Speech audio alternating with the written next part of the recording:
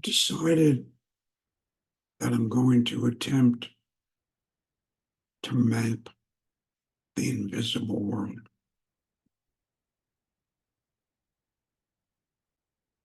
It does have a map. I'm not alleging that I'm offering you its only map. This is my experience of the invisible world. It's not an absolute truth. It's not a theology. It's simply, as best I can render it, my experience over about 80 years.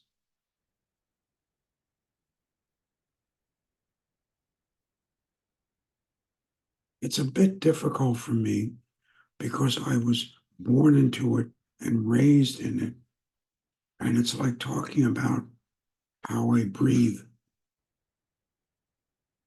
I don't ordinarily pay attention to how I breathe, nor do I ordinarily pay attention to the invisible world. It's simply where I live. It's the location for my experience.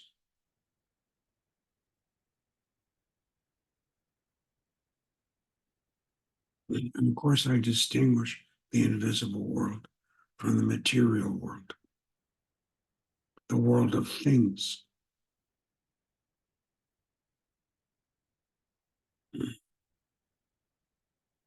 That which is historic, because clearly the invisible world is out of history. It's not only outside of history, it's outside of time and place, or if you will, history.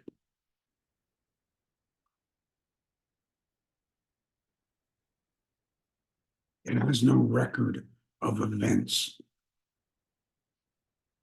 It doesn't contain records.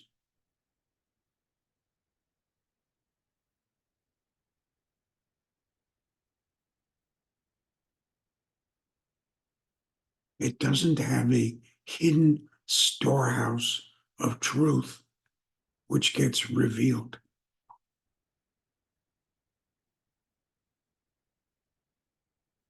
I do wish that was true. I would love it. I could disclose it all to you. We'd all be beneficiaries. But of course, that turns out to be a projection.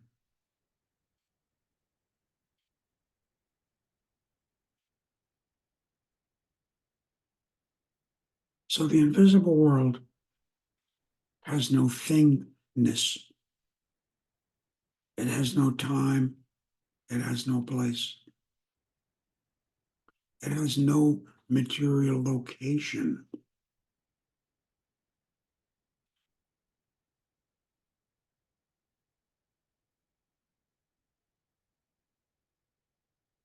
No one populates it.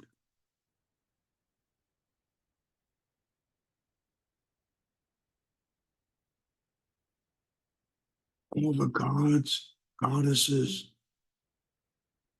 demons, fairies, all of it is human projection.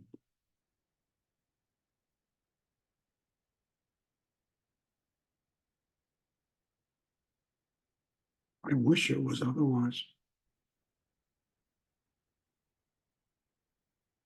I'd love to have a conversation with a fairy.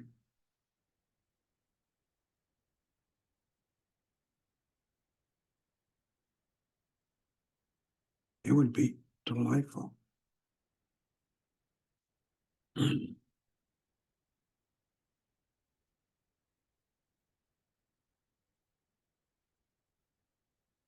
Within the invisible world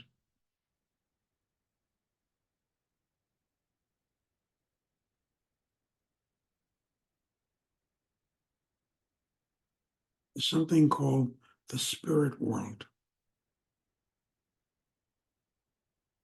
Sometimes I've said it's a dimension of the invisible world,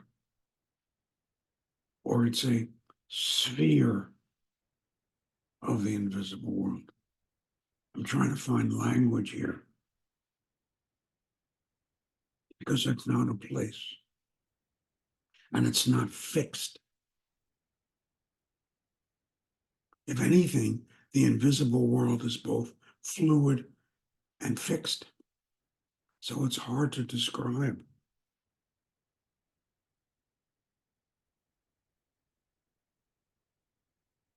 So within the invisible world is a collection of energies that we call spirits. Sometimes I refer to them as souls.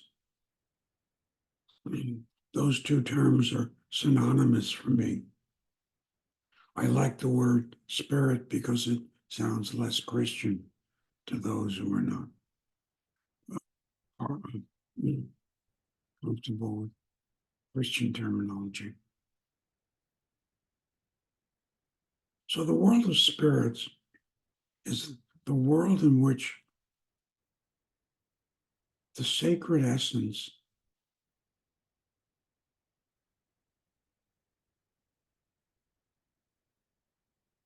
some humans who are now deceased,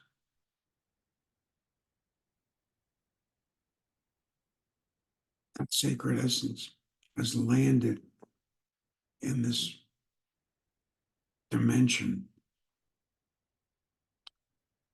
The spirits of thousands and thousands of deceased humans are in this dimension. How many are in this dimension? All I can tell you is that it's thick. It's crowded. Is that everybody who's ever lived on the earth? All humans? All animals?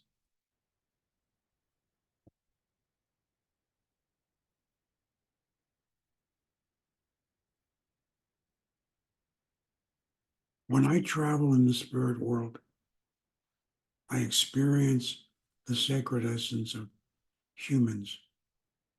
I don't experience the sacred essence of animals.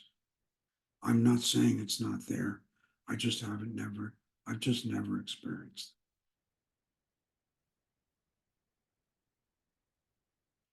it. My suspicion is it is there. It just has yet to be my experience.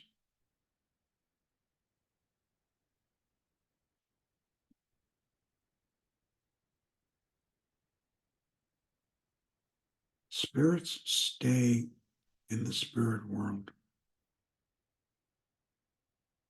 It seems to be their ongoing residence.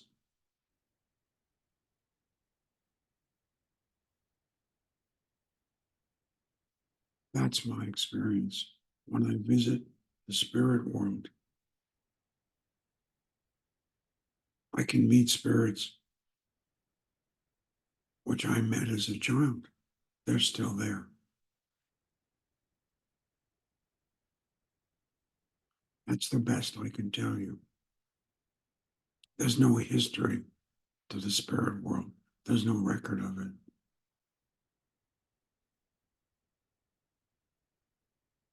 I can tell you that in the spirit world, there are aggregations, collections of spirits in groups.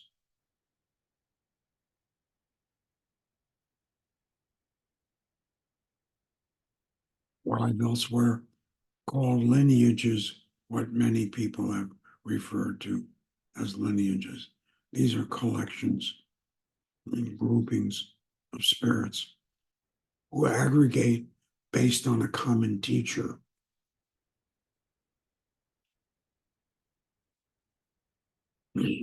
So I belong to two lineages in the spirit world. the lineage of my Ashkenaz teacher, Gussie Feldman, and the lineage of my Andean teacher, Don Manuel Quispe. I'm a member of both those lineages.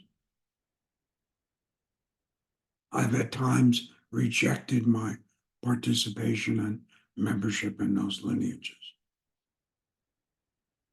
I've written about that in my second book.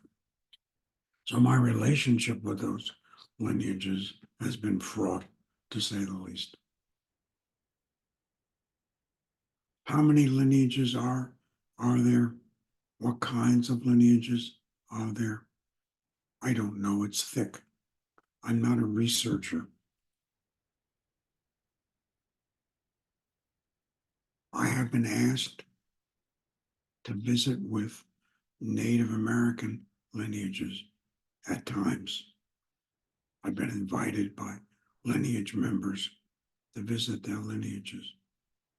So I have some experience of other lineages. Whenever I've been asked to visit a Native American lineage, it's because I've been asked to do some repair work, some healing work. And maybe I'll describe that at another time, perhaps. That would remain in the realm of the confidential. I don't know. We'll see.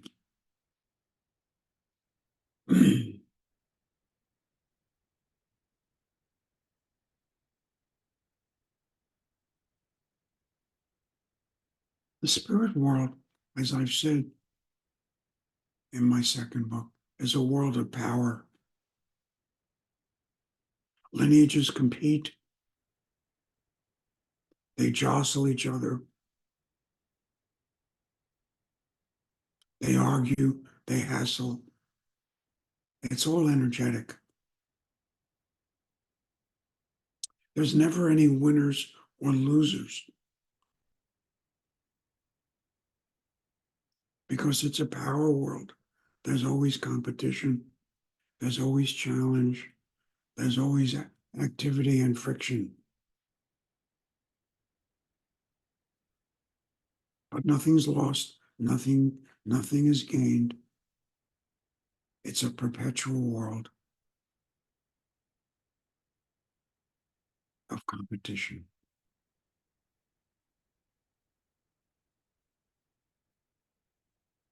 At some point, I found it unpleasant.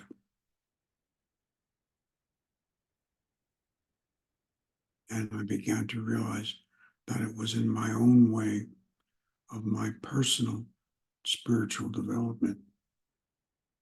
So I no longer reside in the spirit world. I left it for the sacred.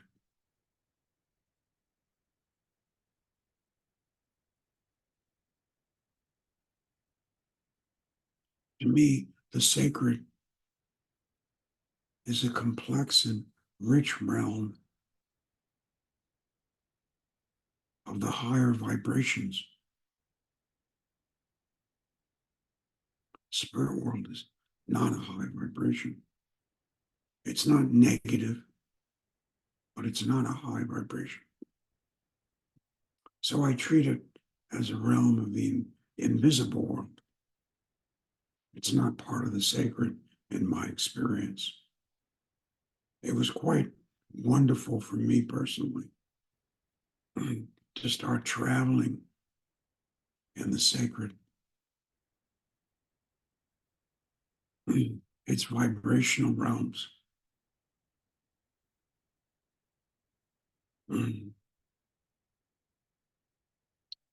I'm starting to run out of words here. It's really, for me, a glorious experience.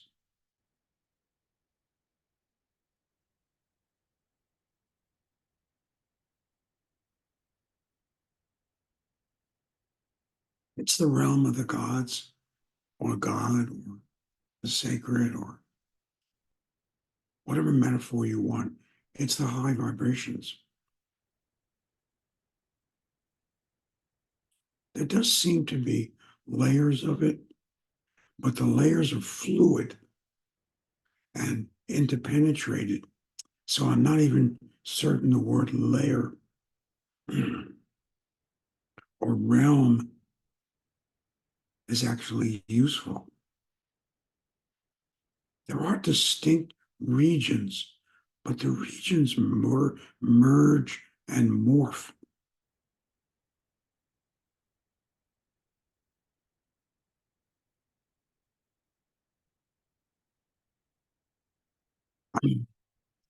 The last few weeks, I've been trying out the term process.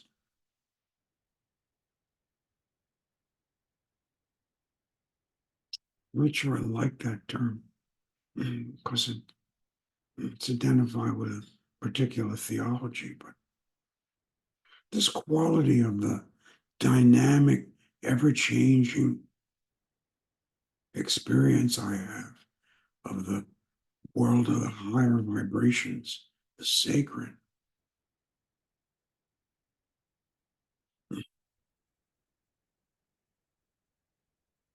It's very compelling. It's very interesting. It's engrossing. I run the risk of being completely absorbed in it and becoming otherwise unavailable. And certainly there are plenty of people who have taken that path and just disappeared into it.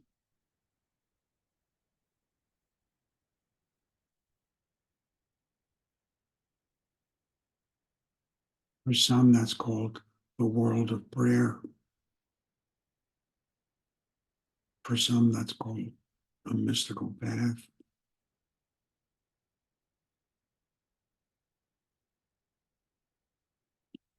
For some, that's called being with God in a devotional way.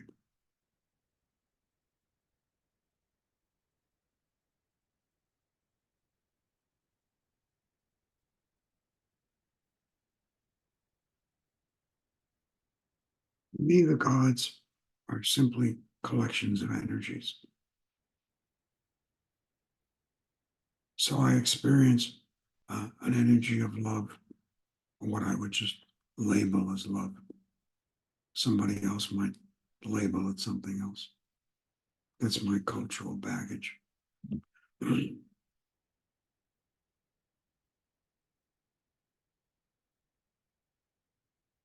I experience an energy that I identify as kindness, another as forgiveness, and so forth.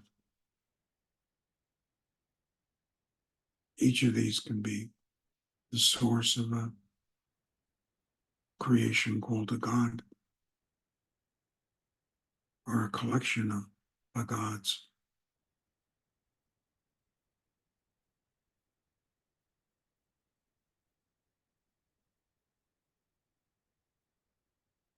There does seem to be a very rarefied, very high vibrational realm.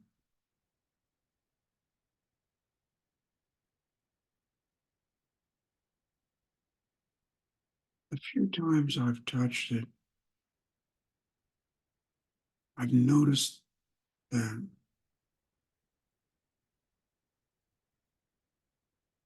I flirt with the danger of literally passing out,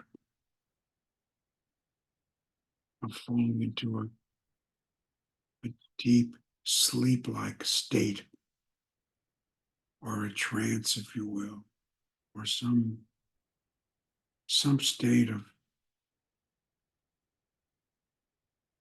pure awareness.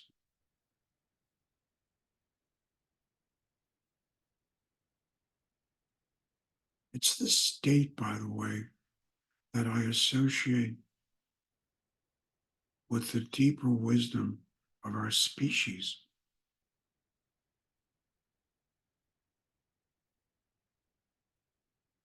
I do believe that it's our species which has come to know these very high vibrations.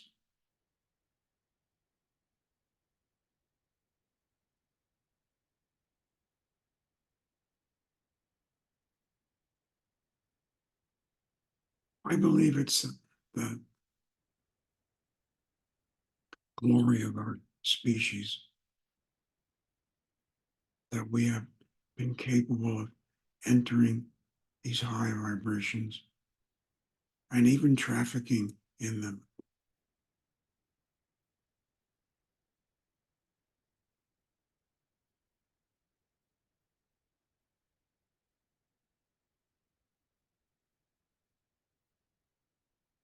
I have to confess to you that I was raised with the belief that animals talk. I still believe that. So it wouldn't surprise me if at some point I discovered that animals shop in the higher vibrational realms, experience it, traffic in it.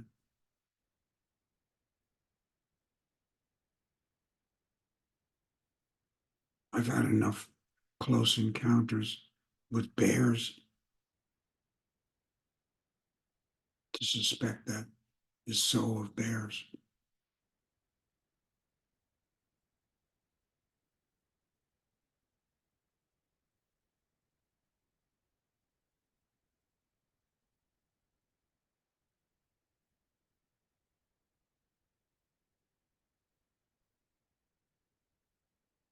You know, I've been in the cloud jungles up at altitude, and I've smelled orchids.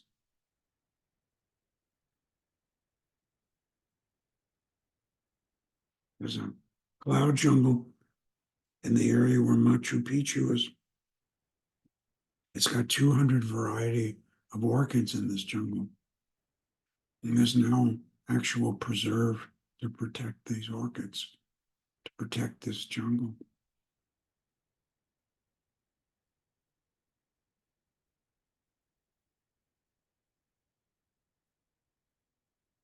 This preserve was created by a woman I introduced to my teacher.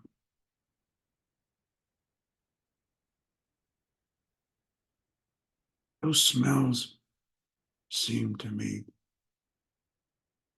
to be of the highest vibration,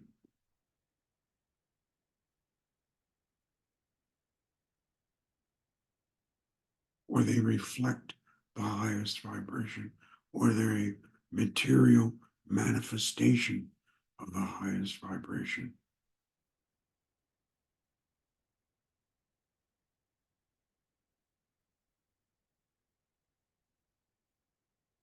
So they do seem to be material manifestations of these very high vibrations.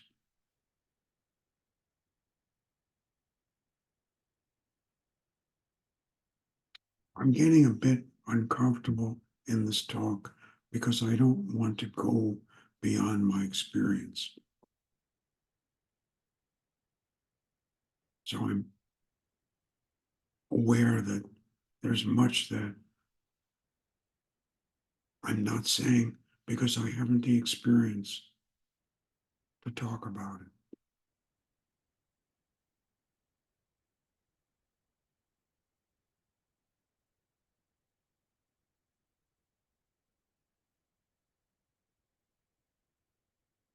So I hope this is in some way interesting or useful mapping for you. And perhaps it's evocative or in some way useful to you. Thanks for watching.